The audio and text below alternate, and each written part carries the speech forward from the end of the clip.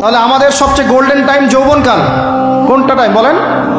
যৌবনকাল বলতে কতটুকু ধরেন 15 থেকে 40 বা 45-50 হাইয়েস্ট, বা 20 থেকে 40, এই সময়টুকুর মধ্যে আমরা আবার বেশিরভাগ যুবক ছেলে পেলে হয় মেয়ে অথবা জুয়া অথবা পাবজি অথবা ফ্রি ফায়ার অথবা দেখা যায় জেনা অথবা মাদক অথবা রাজনৈতিক কোনো দল করতেছি, মানে আমরা আমাদের সময়গুলো অপচয় করতেছি এখানে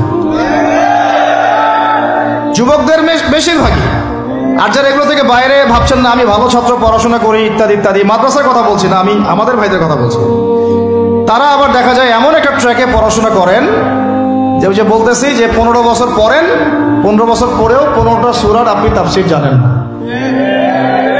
15টা হাদিস আপনাকে মাফ করবেন, আমি আঘাত করতে চাচ্ছি না, পেটে বোম মারলেও 15টা হাদিস বের হয় না। এটা কি বাস্তবতা না? কথা ঠিক না ভুল? তাহলে এখন 15 বছরে আপনি 15 কোটি টাকা মনে হয় খরচ করেছেন পড়াশোনার জন্য। যারা বেসরকারি বিশ্ববিদ্যালয়ে পড়ে তাদের তো কথাই নাই, লক্ষ লক্ষ টাকা ঢালতেছে, থাকা খাওয়া মানে চলাফেরা, মেসের লাইফ, ফ্ল্যাট ভাড়া নেওয়া, প্রাইভেট কোচিং, কত কি না করতেছেন। কিন্তু আলটিমেটলি ওই যে বললাম সাফল্যের সংজ্ঞা কি? পুলসিরাত পার হইতে হবে।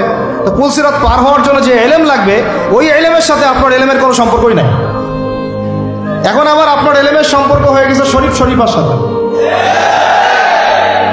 তো এগুলো দিয়ে কিভাবে পার পাওয়া যাবে সেটা আপনারাই ভাবেন, আমি বেশি বলতে চাচ্ছি না, বেশি বললে তো বলবেন বলছি, তাই না? বেশি বললে তো বলবেন যে বেশি বেশি বলতেছেন।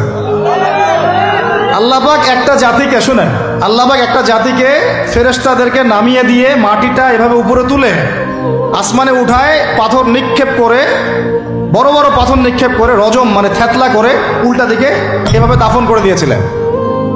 এটা হচ্ছে সাদুম গোত্র, জর্ডানের ডেড সি, মৃত সাগরের পাশে এরা থাকতো। এই কওমের অপরাধ ছিল এরা